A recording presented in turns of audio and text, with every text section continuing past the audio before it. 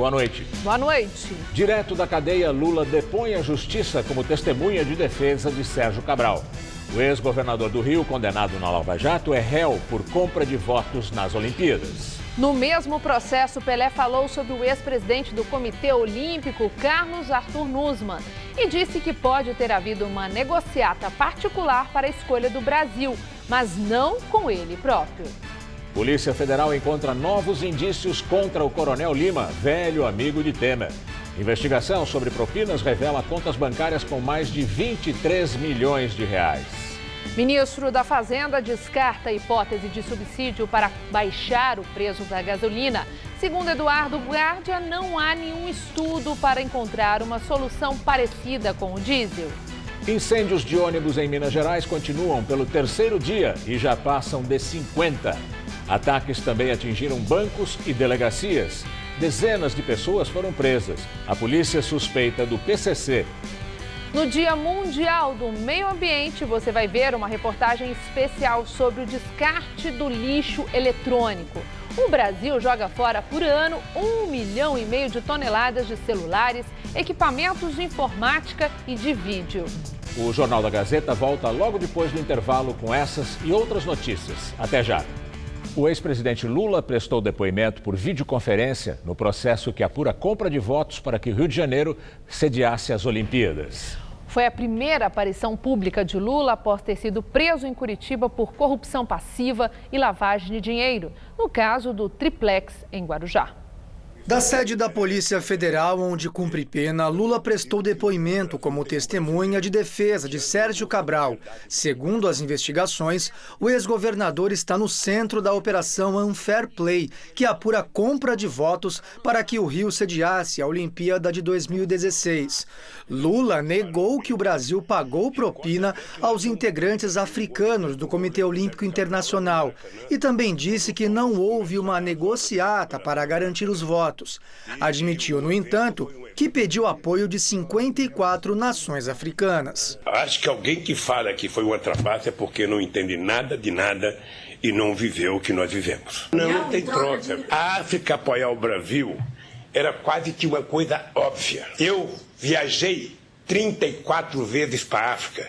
Visitei 29 países na África, abri 19 embaixadas na África. Então isso dava aos africanos quase que uma irmandade com o Brasil, sempre foi assim. De acordo com a Procuradoria, os pagamentos aos membros do COI eram feitos pelo empresário Arthur Soares, também conhecido como Rei Arthur e braço direito de Sérgio Cabral. O Ministério Público também acusa o ex-governador de ter se beneficiado do chamado legado olímpico, já que para o MP, Cabral pedia 5% de propina sobre os valores das obras, o que ele nega. O juiz Marcelo Bretas encerrou o depoimento dizendo que valorizava a importância histórica de Lula e lembrou ao contar que na juventude participou de um comício apoiando o ex-presidente na campanha presidencial. Aos 18, 17 anos estava aqui no comício na Presidente Vargas, com 1 milhão de pessoas. Vivíamos um momento diferente no país e eu estava lá. Usando o boné. Pode voltar agora. Usando o boné e estava usando a camiseta com seu nome. Lula respondeu e fez alusão a uma eventual nova candidatura. Quando eu fizer um comício agora, eu vou chamar o senhor para participar. E no próximo dia 21, o ex-presidente prestará um novo depoimento, desta vez na condição de réu na Operação Zelotes. Ele também será interrogado por videoconferência. O petista é acusado de receber propina de montadoras em troca da edição de uma medida provisória e também apontado de favorecer um grupo sueco na compra de 36 caças pelo governo brasileiro. Lula, que é réu em 7 ações penais, nega todas as acusações. E o ex-presidente Lula pediu mais uma vez ao Supremo e ao Superior Tribunal de Justiça a liberdade. Os advogados querem a suspensão dos efeitos da condenação na Operação Lava Jato. A defesa afirma que o ex-presidente é inocente e diz que os desembargadores do tribunal em Porto Alegre ignoraram provas. Os defensores também querem que o petista possa ser candidato à presidência, ressaltando que ele lidera as pesquisas eleitorais. Agora a análise caberá ao ministro Edson Fachin, do STF, e ao Félix Fischer, do STJ. Pelé também foi ouvido hoje pelo juiz Marcelo Bretas no processo que investiga a compra de votos para a eleição do Rio de Janeiro como sede das Olimpíadas de 2016. Pelé prestou depoimento como testemunha do ex-presidente do Comitê Olímpico Brasileiro, Carlos Arthur Nussmann. Ele disse que jamais soube de nenhuma negociata para aprovar o Rio como sede olímpica e que os votos dados ao Brasil no COI foram de pessoas apaixonadas pelo país e pelo nosso futebol. Ainda segundo Pelé, pode ter havido tratativas particulares, mas não com a presença dele. Documentos apreendidos pela Polícia Federal na Operação Scala mostram que o coronel João Batista Lima Filho, amigo de Michel Temer, tem 23 milhões de reais em contas bancárias. A polícia investiga se ele recebia dinheiro ilegal destinado ao presidente. Planilhas e extratos bancários encontrados durante a operação, que aconteceu em março, mostram que os 23 milhões e 600 mil reais estão em contas correntes e de investimentos em nome do coronel Lima Filho e das empresas dele, a PDA Projeto e Direção Arquitetônica Limitada e a PDA Administração e Participação Limitada. Segundo reportagem do jornal Folha de São Paulo, a PDA Administração é vizinha da empresa mais conhecida de Lima Filho, a Argeplan na Vila Madalena.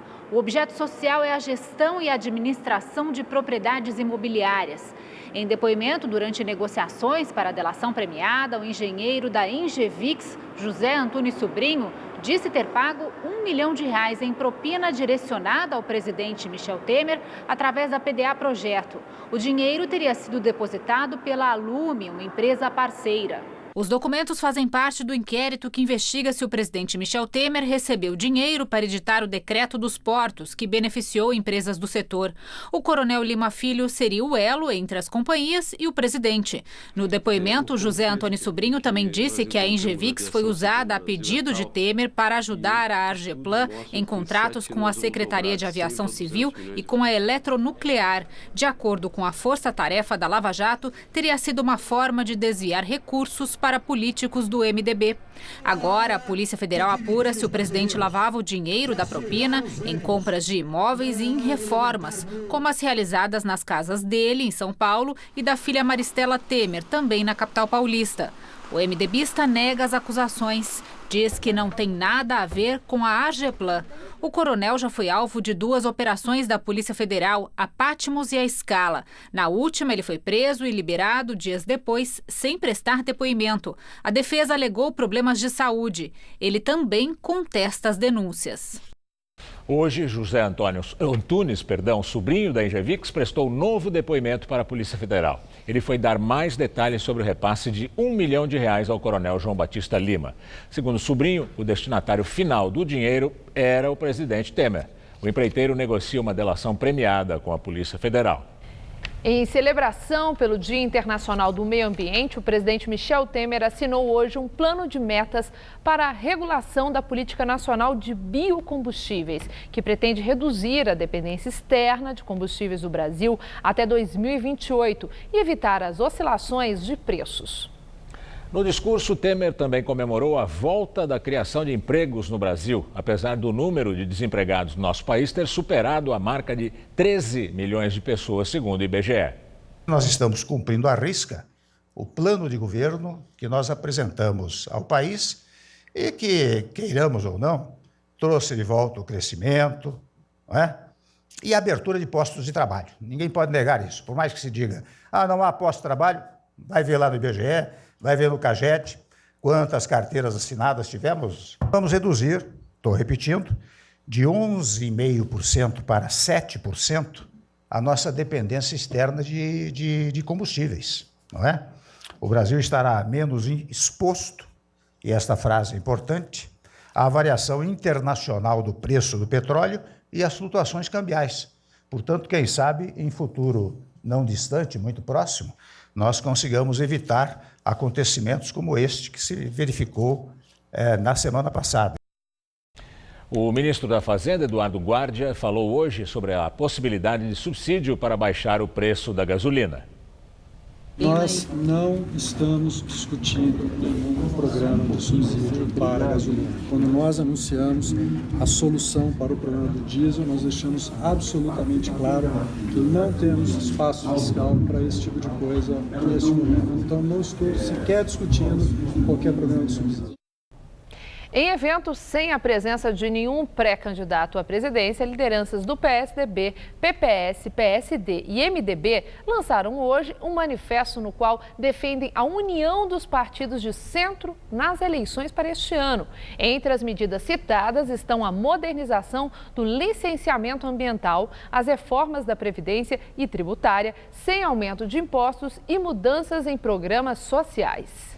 Um dos principais idealizadores desse documento, o deputado federal Marcos Pestana, do PSDB de Minas, disse que o objetivo é defender a participação de pessoas centrais para tentar construir uma aliança. Entre elas, citou Geraldo Alckmin, o presidente da Câmara, Rodrigo Maia, do DEM, o senador Álvaro Dias, do Podemos, e o ex-ministro da Fazenda, Henrique Meirelles, do MDB. Todos são pré-candidatos ao Planalto. E agora o comentário de Josias de Souza, direto de Brasília. Cresce no Supremo Tribunal Federal o incômodo com a desenvoltura com que Gilmar Mendes, o libertador, põe em prática a sua política de celas vazias. Gilmar solta no atacado os investigados por corrupção que o juiz Marcelo Bretas manda prender no varejo, à medida que avançam as investigações contra os esquemas que saquearam os cofres do Rio de Janeiro. No intervalo de 21 dias, 15 dias úteis, se forem descontados os finais de semana, Gilmar acionou sua chave suprema para abrir as celas de 19 presos. A desenvoltura com que Gilmar solta os encrencados acaba consolidando uma visão do ministro sobre o trabalho do juiz que concentra os casos da Lava Jato no Rio de Janeiro.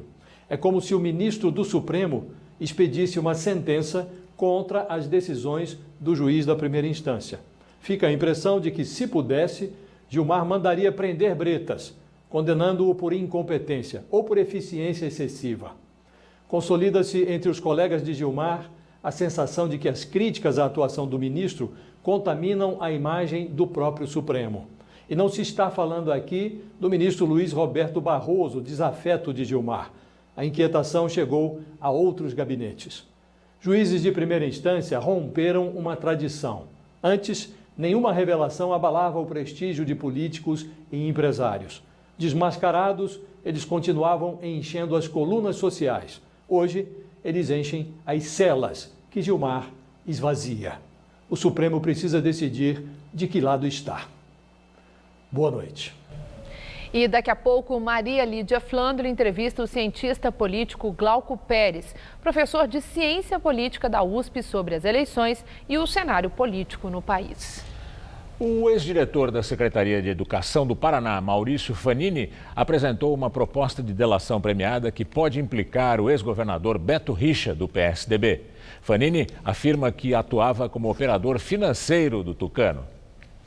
A arrecadação de propina teria começado em 2002 e se estendido até 2015, ano em que Maurício Fanini foi preso pela primeira vez na Operação Quadro Negro. Fanini era diretor da Secretaria de Educação e afirma que intermediava dinheiro entre empresários e o ex-governador Beto Richa, do PSDB, para o Caixa 2 de campanha do Tucano e de aliados indicados pelo político.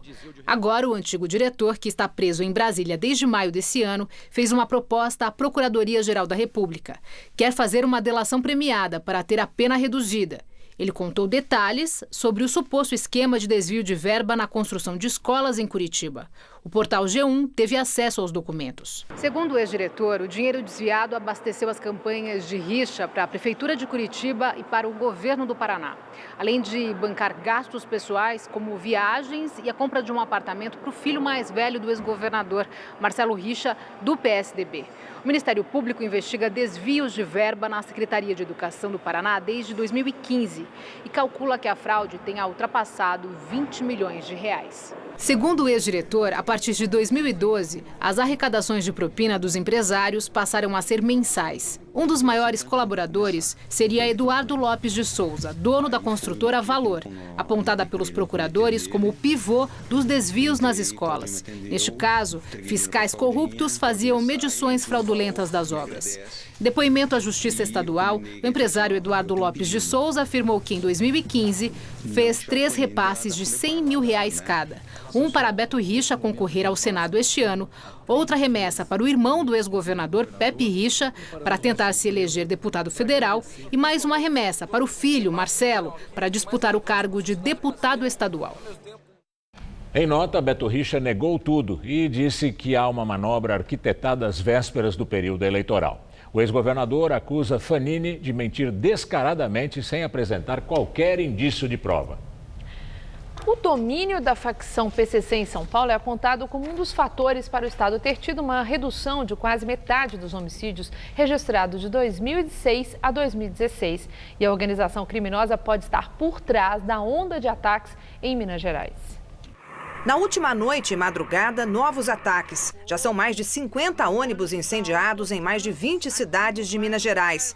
Houve ataques a agências bancárias e tiros contra delegacias. Pelo menos 40 suspeitos foram presos. No Rio Grande do Norte, 2 ônibus foram queimados desde o sábado e um PM foi morto.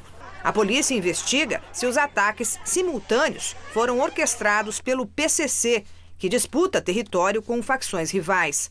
A organização criminosa, que nasceu em São Paulo nos anos de 1990, espalhou tentáculos pelo Brasil, com a ajuda de presos perigosos transferidos para outros estados. Segundo o Ministério Público Paulista, o total de membros da facção ultrapassa 30 mil bandidos. 2/3 estão fora do estado de São Paulo. Números divulgados hoje no Atlas da Violência, feito com base em dados do Ministério da Saúde, mostram que a taxa de homicídios em São Paulo caiu quase que pela metade em 10 anos. Passou de 20 mortes por 100 mil habitantes em 2006 para menos de 11 por 100 mil em 2016, a menor do país. O índice brasileiro é de mais de 30 mortes violentas por 100 mil. Foram mais de 62 mil assassinatos em 2016. Desses, mais de 70% eram pretos e pardos. O desempenho paulista, segundo o levantamento, é explicado por fatores que incluem melhor gestão das polícias e políticas de mais empregos e menos armas de fogo. A contradição é que, para os pesquisadores, quem também ajudou a diminuir a taxa de homicídios em São Paulo foi o PCC. Antes dos anos 2000, quando as mortes violentas eram mais numerosas por aqui que no restante do país, havia disputa entre quadrilhas pelo mercado de drogas e pelas rotas do tráfico. Hoje, a violência letal diminuiu também por causa do monopólio do PCC nos negócios do crime. Os estudos que existem a respeito das dinâmicas criminais no estado de São Paulo sugerem que existe uma hegemonia de uma organização, né, que faz então a regulação dessa violência letal, sobretudo por meio de dispositivos semelhantes a julgamentos informais, né, o chamado debate. Né? Então, uma interdição da possibilidade da utilização da violência letal para a resolução dos conflitos nas dinâmicas criminais. Uma hegemonia que a facção criminosa demonstra querer estender para o restante do país. Segundo o levantamento, os estados com mais mortes violentas são Sergipe, Alagoas e Rio Grande do Norte, onde o índice mais cresceu, 250% em 10 anos. A maior parte das vítimas é de homens que têm entre 15 e 19 anos. Só em 2016, mais de 33 mil jovens foram assassinados. O governo federal precisa assumir uma posição proativa no sentido de coordenar os diferentes atores no mesmo sentido da redução da violência, ou seja, uma política de segurança pautada principalmente na inteligência para fazer frente a esses desafios. E agora vamos ao comentário de política com o José Neumann Pinto.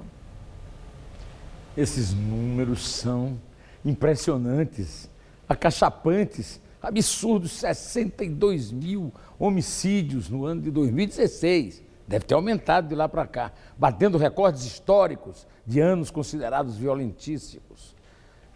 30 pessoas mortas cada grupo de 100 mil, 10 vezes o nível da Europa. Agora, nós sabemos muito bem quem são os mortos, negros e jovens, sobretudo. Não sabemos quem mata. E ao não sabermos quem mata, nós detectamos um dos problemas fundamentais, que é a ineficácia da repressão do crime pelo Estado. É absurda. Não se investiga nada, dificilmente alguém é condenado por um crime que cometeu.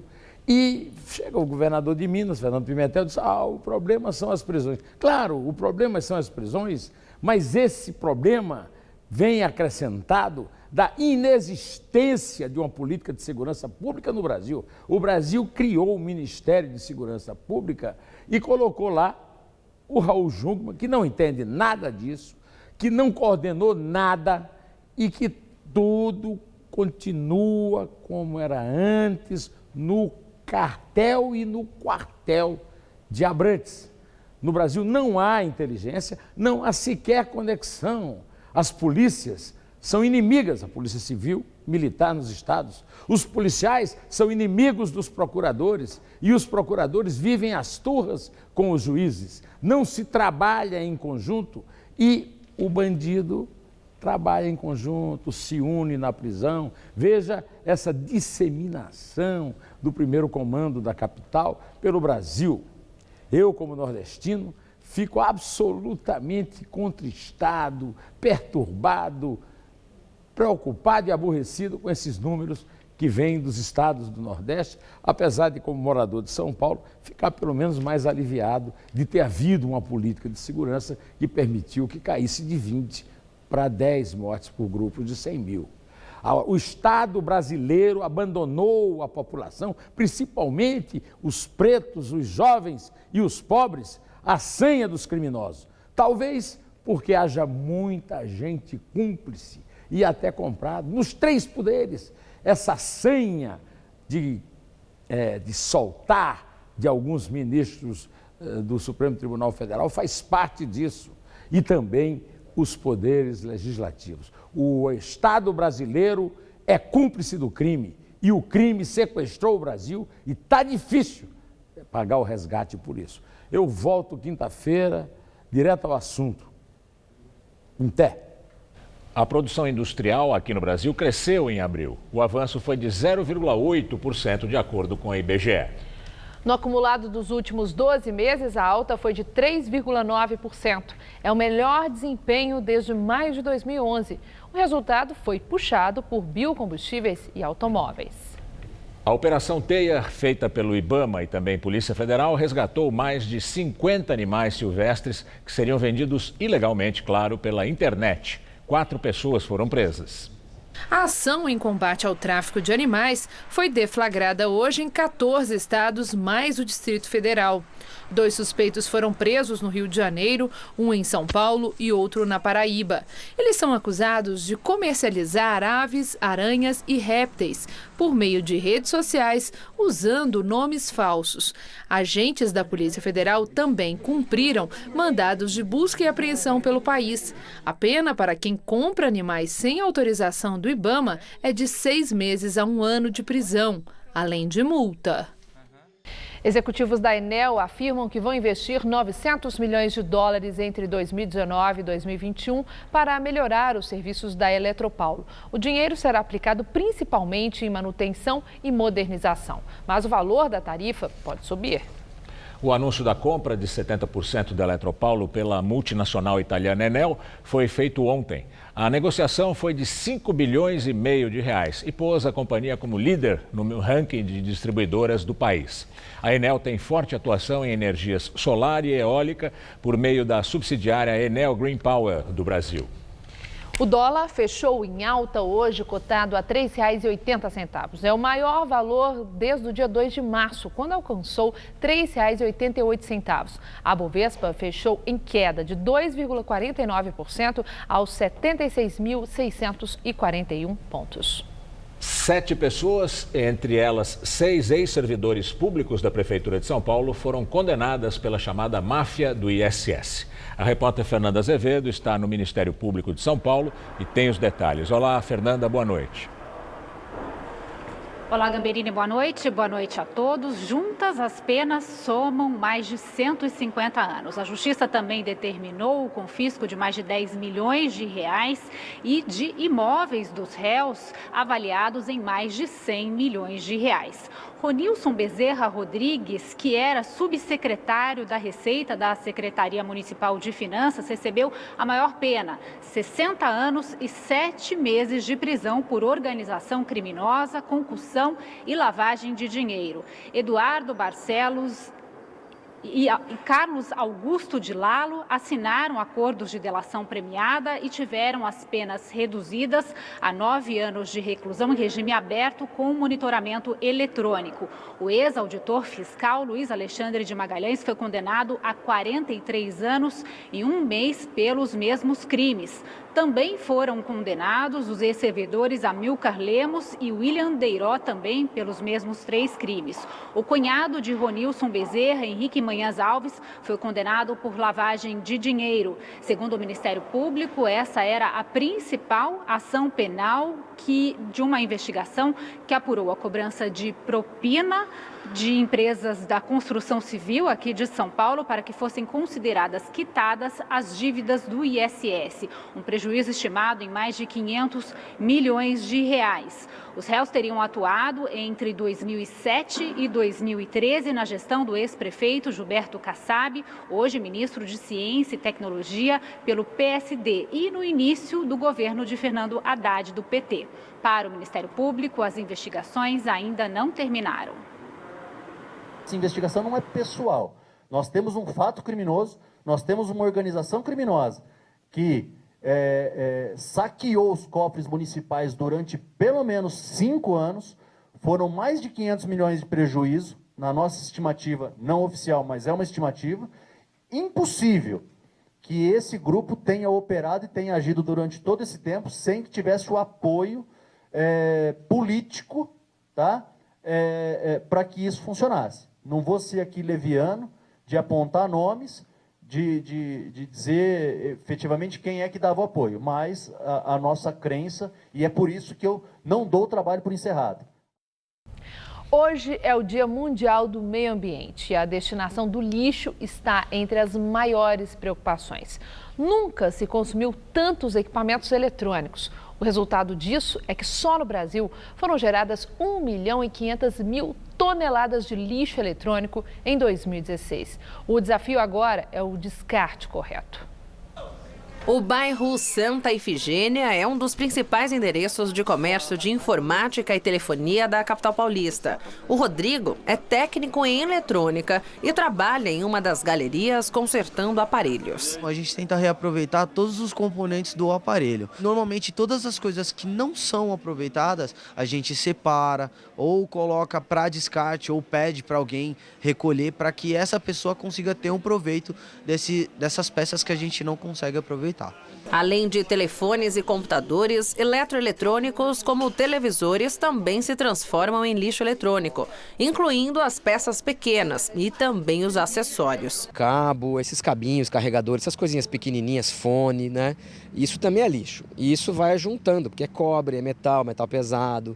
E isso não pode ser jogado fora no lixo comum, porque todo o eletrônico tem metais pesados. Mas quando você descarta na natureza, ele é altamente poluente. Em 2016, os brasileiros produziram 1,5 milhão de toneladas de lixo eletrônico. O ano de 2016, aliás, registrou aumento de 8% na produção mundial desse tipo de lixo, somando quase 45 milhões de toneladas. Fernando é diretor do movimento Grink, empresa que, em parceria com a Prefeitura de São Paulo, instalou o primeiro ponto público de descarte de lixo eletrônico no Parque do Ibirapuera no mês passado. Hoje foi dia de coleta. É uma surpresa ver essa quantidade toda? Uma super surpresa, assim, esses coletores normalmente, pela experiência da indústria anteriormente em locais públicos, demorava 45 dias para encher. Aqui no Ibirapuera nós estamos conseguindo encher a cada 15 dias. O INAC, Instituto Nova Ágora Cidadania, recebe computadores e equipamentos que são descartados no ponto público. O local existe há 15 anos e faz todo o processo de separação dos materiais. aqueles equipamentos que são passíveis de recuperação, eles retornam para igrejas, escolas, ou seja, laboratórios de informática. Aqueles equipamentos obsoletos, nós passamos para uma triagem e encaminhamento para empresas que fazem a reciclagem final. Um dos 3 galpões da empresa oferece oficinas de inclusão digital, como cursos de informática, edição de vídeo e maquete 3D. Tudo de graça para alunos com mais de 11 anos. E não tem limite de idade para participar. E hoje tivemos mais um dia de temperaturas amenas e tempo fechado. Tivemos alguns chuviscos, o que manteve a umidade do ar alta e aumentou também aquela sensação de frio. Vamos ver com Mariana Armentano como fica o tempo amanhã.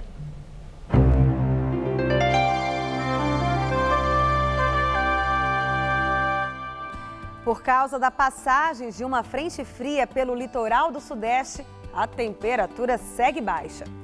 No sul do país, o ar polar provoca frio intenso, com previsão de geada pela manhã nas áreas mais altas da região, como a gente vê aqui no mapa em cinza. No Sudeste, o dia será de chuvas a qualquer hora, principalmente ali no estado do Rio de Janeiro. Vamos ver a nossa tabela de temperaturas? Na capital fluminense, mínima de 17, máxima de 27 graus, com tempo bastante instável. Já em Vitória, o sol brilha forte e faz até 29 graus. Em Porto Alegre, os termômetros ficam entre 8 e 14 graus apenas. E em Floripa, não vai fazer mais que 19 graus à tarde. E o sol volta a aparecer em parte do estado de São Paulo nessa quarta-feira.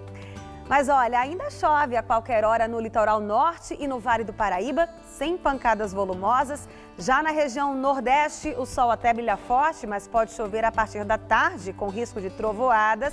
No centro e no noroeste do estado, a chuva já acontece de forma mais isolada. E aqui na Grande São Paulo, na Baixada Santista e no litoral sul, a temperatura permanece amena, com muita nebulosidade e ainda pode garoar à noite. A máxima vai aos 26 graus em Ribeirão Preto, em Araraquara e em Barretos e aos 27 em São José do Rio Preto. Em São José dos Campos, mais quente em relação a hoje, viu? Os termômetros vão ficar entre 15 e 22 graus amanhã. Para a capital, os próximos dias ficam assim. Nessa madrugada teremos mínima de 14 e máxima amanhã de 22 graus. Aí na quinta-feira não faz mais que 21 graus e o tempo fica bem estável com chuvas a qualquer hora. E na sexta a máxima se mantém, mas já não chove mais, contudo ainda teremos muita nebulosidade por aqui. Exposição interativa no Museu do Futebol traz lembranças do primeiro título mundial do Brasil, que comemora 60 anos. Às vésperas da Copa, a mostra Primeira Estrela homenageia a seleção de 58. Olha o sambão, aqui é o país do futebol.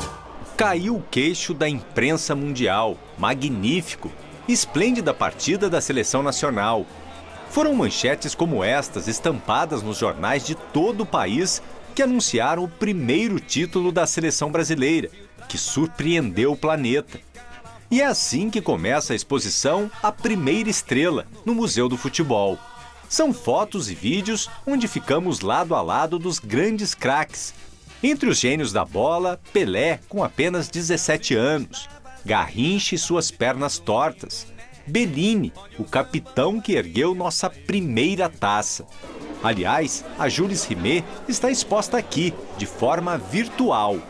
A original, quem não se lembra, foi roubada em 1983 e derretida. E é emocionante a gente poder reviver esses dias, o que a seleção fez, as viagens que foram feitas, os jogos que aconteceram antes de ganhar esse primeiro Mundial. Aqui na exposição a gente consegue também vivenciar uma experiência única. Dá para assistir a final da Copa do Mundo de 58, que na época aqui no Brasil só se pôde ouvir. É que foi feita uma montagem com imagens de TVs europeias que transmitiram o torneio com a voz de locutores esportivos de rádio que narravam as partidas aqui no Brasil. Os gols foram narrados pelos radialistas Pedro Luiz e Edson Leite, da Rádio Bandeirantes, e Oswaldo Moreira e Jorge Cury, da Rádio Nacional.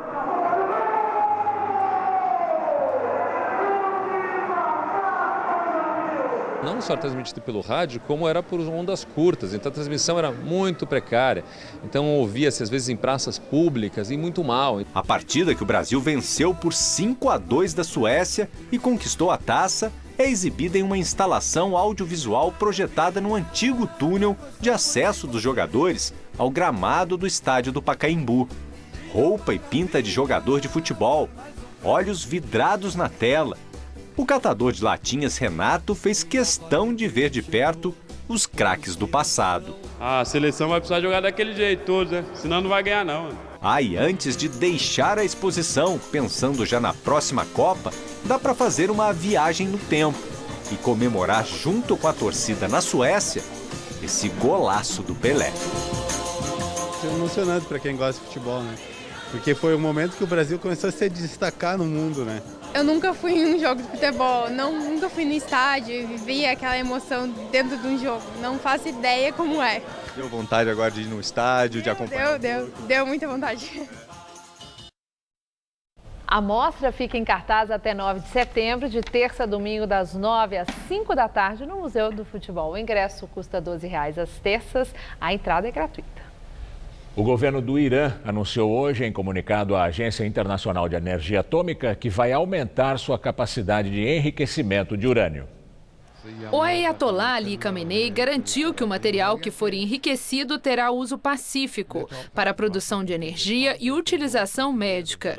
O líder iraniano ainda afirmou que mesmo esse aumento vai seguir os parâmetros do Acordo Nuclear Internacional, assinado em 2015. O governo direitista de Israel reagiu ao anúncio e afirmou que o aumento da atividade nuclear do Irã tem propósitos militares e é uma clara ameaça ao Estado de Israel. E agora vamos ao comentário de política internacional com João Batista Natali. O Irã deu hoje um passo simbólico para assustar a comunidade internacional. Foi sobre os planos mais íntimos do país no campo da energia nuclear. Anunciou que está preparando novas centrífugas para o enriquecimento de urânio. E aqui vai uma pequena explicação técnica. Centrífugo é mais ou menos como uma betoneira dessas da construção civil, mas que gira a altíssima velocidade. Ela separa os isótopos mais leves dos mais pesados. O urânio enriquecido a 3% serve para produzir eletricidade. Mas se ele for enriquecido a 90%, tem que ser matéria-prima da bomba atômica. Em 2015, o Irã e os membros permanentes do Conselho de Segurança e mais a Alemanha assinaram um tratado. Por ele, o país poderia apenas produzir urânio de baixo enriquecimento. Há menos de um mês, Donald Trump se retirou do acordo e acusou o Irã de se preparar para a bomba. Não era verdade. Todas as instalações nucleares iranianas são monitoradas pela Agência Internacional de Energia Atômica, que é um braço da ONU. Esse monitoramento inclui visitas de inspetores e o acompanhamento por meio de um circuito interno de televisão com monitores instalados na Áustria. Os europeus tentam agora salvar o acordo de 2015, mesmo sem os Estados Unidos. Mas Israel tenta colocar mais lenha na fogueira. O primeiro-ministro Benjamin Netanyahu está na Europa para tentar convencer a Alemanha, o Reino Unido e a França a romperem com o Irã. A questão é que o Irã procura se proteger. Sabe que as empresas europeias tendem a deixar de negociar com ele por pressão dos americanos. É por isso que nesse jogo de xadrez, o regime teocrático do Irã avançou hoje um peão no tabuleiro. Se o Irã chegar à bomba atômica, ele passaria a controlar a Síria, o Catar, o Iêmen e parte do Líbano. E ainda ameaçaria as ditaduras sunitas da região, a começar pela Arábia Saudita. Nesse jogo, se algum parceiro der um checkmate, vai ter guerra. E será uma tragédia para o Oriente Médio, para o Golfo e para a paz mundial. É assim que o mundo gira. Boa noite. Na Guatemala, as equipes de resgate ainda buscam vítimas da erupção do vulcão de fogo. Pelo menos 69 pessoas morreram. A falta de eletricidade e a dificuldade de locomoção por causa das cinzas que tomaram a região tornaram as buscas praticamente impossíveis. No domingo, o vulcão de fogo a 50 quilômetros da cidade da Guatemala teve a sua mais forte erupção desde 1974. Mais de 3.000 pessoas tiveram que deixar suas casas e pelo menos 1.700.000 foram afetadas. O Instituto de Sismologia guatemalteco anunciou que o vulcão está voltando à atividade normal, mas não excluiu a possibilidade de novas erupções. O advogado Rodrigo Tacla Duran, que atuou como consultor da Odebrecht, reafirmou hoje que planilhas de pagamentos de propina da empreiteira foram adulteradas com o intuito de incriminar alvos da força-tarefa da Lava Jato. Ele é apontado como um dos operadores no esquema de corrupção montado pela Odebrecht. Duran participou por meio de videoconferência de uma sessão da Comissão de Direitos Humanos da Câmara de Deputados. O convite foi feito pelo deputado federal Vadi Damus, do PT, que é um dos parlamentares que mais defendem o ex-presidente Lula, condenado na Lava Jato e que está preso em Curitiba. Apontado como um dos operadores da Odebrecht no esquema de corrupção, o advogado que trabalhou para a empreiteira entre 2011 e 2016 destacou a resistência da Lava Jato em ouvir seu depoimento sobre indícios de que as planilhas estavam sendo adulteradas e garantiu que a fraude seria comprovada se os documentos tivessem sido periciados pela Justiça. Ele foi colocado como testemunha de defesa de Lula, mas o juiz Sérgio Moro negou por 5 vezes a solicitação para que Duran fosse ouvido. Entre os argumentos usados por Moro é que a oitiva de testemunha no exterior é prova custosa e demorada, justificando-se apenas excepcionalmente. Para o advogado, a recusa caracteriza cerceamento do direito de defesa de Lula. Amordaçar testemunhas é um sinal claro de que não se está fazendo justiça. Tacla Duran destacou que não vão deixá-lo falar em nenhum processo, porque denunciou no ano passado um esquema de venda de proteção na Operação Lava Jato da Polícia Federal. Segundo Duran, o advogado Carlos Zuccolotto, que é padrinho de casamento de Moro e ex-sócio da mulher do juiz, Rosângela Moro, teria cobrado 5 milhões de dólares por fora para melhorar o acordo de delação dele com os procuradores da Lava Jato, liderados por Deltan Dallagnol. As denúncias foram levadas à Procuradoria-Geral da República, que prometeu tomar providências, mas até agora nenhuma explicação foi dada. No Brasil, Duran responde a acusações de lavar dinheiro para a Odebrecht, mas não reconhece a jurisdição brasileira por viver em Madrid, na Espanha.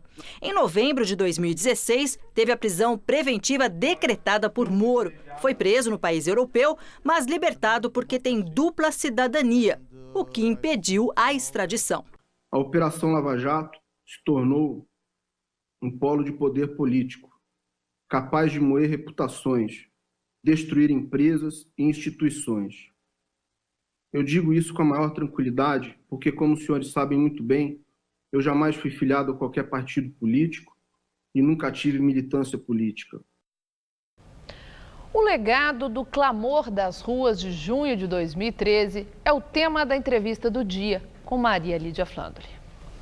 E quem faz a análise é o cientista político Glauco Pérez, professor de ciência política da USP. Obrigada, professor. Imagina, Com 5 anos daquelas manifestações que chamaram a atenção não só do Brasil inteiro, sim, mas repercutiram internacionalmente. Eu quero começar exatamente com isso. Há um silêncio em termos daquele clamor das ruas, né? Nós até chegamos a supor que aquela moda poderia ter pego. E eu quero ouvir do senhor, na sua análise, qual foi o legado das manifestações de 2013? Olha, eu acho que pensar talvez o maior legado tenha sido a manutenção do clima de insatisfação da população com relação à classe política e com a maneira como o Estado provê serviço público. Aquilo foi um momento particular em que tanto movimentos de esquerda como movimentos de direita tomaram as ruas, principalmente aqui no Brasil a direita descobriu que pode ir à rua fazer manifestação, e isso perdurou até, principalmente no segundo mandato da presidente Dilma, quando ela sofre impeachment, mas de lá para cá esse silêncio acaba porque quem financia, quem mobiliza essas pessoas parou de ter razão e meios de fazer isso. De um lado, a esquerda que está completamente acuada, tentando resolver o caso do Lula, e do outro lado você tem a direita que está no poder, então ela não vai manifestar contra ela mesma. De qualquer forma, o sentimento, ele subsiste e entre os próprios políticos. Nós estamos vendo agora o número de candidatos para cargos majoritários para a presidência da República, quantos apareceram, tanto dos partidos já tradicionais, mais antigos, como dos novos movimentos que emergiram e que desencadearam debates na internet que muita gente acha que poderão ter influência nas eleições. Mas em relação a isso, a esse número grande de candidatos, já começou uma movimentação, a tentativa de aglutinar, de desistência de candidaturas. No caso dos partidos da chamada centro-direita, soltando um manifesto pela democracia, um manifesto reformista. Eu quero ouvi-lo sobre isso. O que é que esses políticos pretendem com essas frentes? O que é que eles temem? Eles estão com medo de quê? De Bolsonaro? Não, acho que não. Esses do centro-direita? Um pouco, na verdade. O que me parece é o seguinte, aparecem muitos candidatos porque o sistema estava organizado em torno de uma disputa PT-PSDB. Com os dois partidos tendo dificuldade de lançar um candidato que organize dois polos de disputa, que é o que não tem mais, né? A gente não tem mais isso no sistema, vários partidos e várias pessoas acreditaram que elas poderiam ocupar esse espaço. O que a gente está percebendo, e parece que os partidos estão muito especializados hoje e lançar um candidato a presidente, eles estão percebendo que é muito caro. Então é muito difícil se você não tiver prefeituras trabalhando para você, se você não tiver militância trabalhando para você, você não faz um presidente. Bom, então é por isso que surge tanta gente e tanta gente depois refuga. Então, as pessoas que ameaçavam de vir de fora, como Joaquim Barbosa, por exemplo, dizem, não vou participar mais porque não tem condição. Ele percebe que o partido não vai trabalhar para ele, porque não era um partido que lançaria um candidato a presidente naturalmente. Agora, a centro-direita, se essa aglutinação começa a fazer sentido exatamente porque nenhum candidato ocupa esse espaço de virar um polo contra quem lutar. De maneira geral, os candidatos estão olhando para o Bolsonaro como um bom candidato para ter, um bom adversário para ter no segundo turno. Porque é muito mais fácil disputar com ele do que com a Marina, do que com o Ciro, do que com o Alckmin. Por quê? Porque são políticos mais treinados, que falam melhor, que vão ter menos rejeição e tem uma abrangência sobre o eleitorado maior do que o Bolsonaro fala para a extrema-direita o tempo inteiro. Então, vai ser muito mais difícil que o eleitorado se mobilize para a extrema-direita. O problema é que a centro-direita não consegue fazer com que um candidato apareça. Não tem um candidato tomando a frente desse polo. Então, cada hora é um que ameaça. Então, o Rodrigo Maia, Henrique Meirelles, Geraldo Alckmin, nenhum deles decola. E isso vale para uma eventual frente de esquerda? Porque também nos partidos de esquerda há aí vários nomes que já se colocaram, se credenciaram como pré-candidatos e também uma investida no sentido de unir esses partidos e escolher um que os represente. A Manuela Dávila já disse, olha, eu abro mão, né? Claro. Em nome de um nome que nos represente, etc. No seu entender, no decorrer do tempo, após convenções, o que vai acabar resultando é isso mesmo? Esses nomes vão abrir mão em torno de um e a polarização vai continuar aquela esquerda-direita, como no PSDB já se fala que é o que vai acontecer, PSDB e PT ou PSDB e esquerda? Eu acho que a chance disso acontecer é grande. O PSDB gostaria que fosse isso, né? Porque corre o risco de ser Bolsonaro e esquerda. Ele queria que fosse ele e esquerda. É isso que ele não está conseguindo. Então, a tentativa de angariar a direita em torno de um nome dele é para que seja ele e esquerda. Do lado da esquerda, o problema é o que o PT vai fazer. Está todo mundo esperando saber para onde o Lula vai. Quer dizer, ele não deve ir para lugar nenhum, né? Mas qual a decisão ele vai tomar, se ele vai apoiar um candidato do próprio partido ou um outro candidato que vai aí sim, com a bênção dele, talvez formar esse polo à esquerda. Eu vi o relato do Frei Beto, ele foi visitar Lula na quinta-feira passada e ele relata, né, alguns aspectos dessa visita, mas também que Lula reiterou que é sim o candidato e que ele justificou dizendo como é que ele pode retirar a candidatura se ele, como as pesquisas mostram, sozinho tem mais votos que a soma de todos os outros candidatos. Então essa é a justificativa que Lula deu para Frei Beto quando o visitou. Mas aí entra a pergunta, com Lula preso, possivelmente com Lula inelegível, os eleitores de Lula, dá para avaliar o quanto esses eleitores de Lula vão se manter fiéis ou tenderão a se dispersar? Hoje o que as pesquisas mostram é que se o Lula simplesmente sai da disputa, o número de indecisos e brancos aumenta bastante. Então hoje esse eleitor ainda não sabe. Ao mesmo tempo, o Lula não disse em quem ele apoia. Quer dizer, se ele disser que ele apoia Fernando Haddad, Ciro Gomes ou qual outro candidato, ele fez isso com a Dilma uma vez. A gente não sabe se vai funcionar de novo, né? Eu entendo que ele acredita que sim, que a hora que ele disser este é meu candidato, os votos, uma maioria grande vai para essa pessoa. Mas enquanto ele não decidir, o partido está refém dele. Bom, trazendo aqui para o governo de São Paulo. O candidato do PSDB, João Dória, se mostra muito seguro e otimista. Não sei se ele está acreditando que vai reeditar, né, o que ele viveu quando foi eleito prefeito de São Paulo, que foi uma vitória muito expressiva. Sim. Mas quem é o adversário que ameaça a candidatura de João Dória? É Paulo Scaff, que tem o suporte da Fiesp, do Sistema S, tudo isso que é tão popular e tão prestigiado, ou Márcio França, que tem o governo, a caneta na mão, é o governador do estado. Quem é o adversário? Eu acho que são os dois mesmo, mas eu não sei dizer qual deles. Talvez o Scaff, por já ter sido ele votado na eleição passada, o Márcio França era vice do Alckmin, então ele nunca se apresentou como candidato a um cargo majoritário aqui. Então, eu acho que isso dá uma certa vantagem ao Scaff de já ter participado da campanha como ele sendo a liderança, mas é óbvio que ter o Estado na mão faz toda a diferença, né? Eu imagino que não vai acontecer a mesma coisa que aconteceu aqui na cidade de São Paulo, porque a explicação para o Dória vencer o primeiro turno está muito atrelada à rejeição do Haddad, ele ameaça subir no fim, os eleitores da Marta e do Russomano migram para ele. Não tem nenhum candidato com tanta rejeição com chance de ganhar para o governo do Estado, então é mais provável que a gente tenha um segundo turno em São Paulo. Muito obrigada, professor. Imagina, uma boa noite. É um prazer. Boa noite. Gamberini.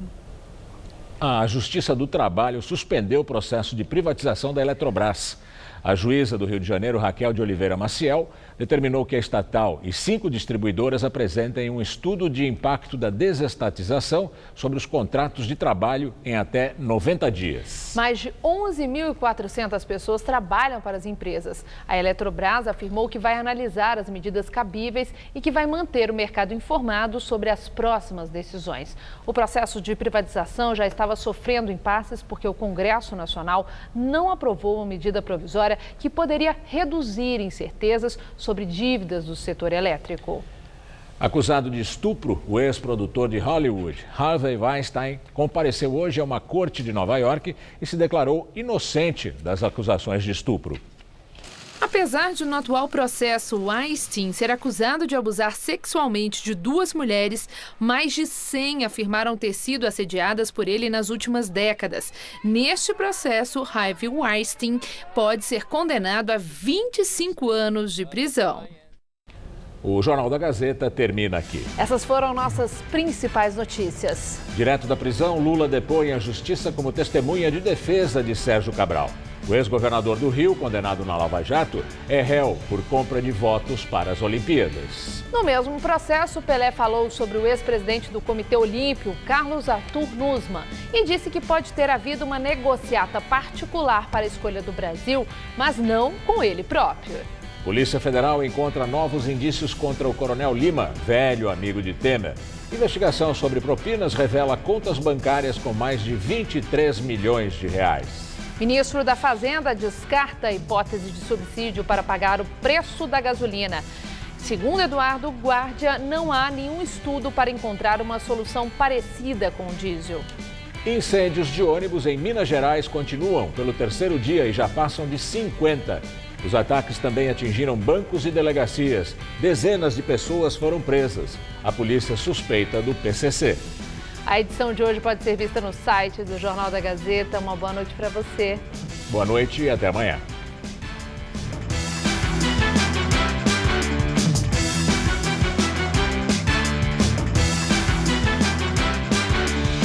próxima sexta, 11h30 da noite, em Hora do Voto, Maria Lídia entrevista o pré-candidato ao governo de São Paulo pelo PP, Luiz Marinho.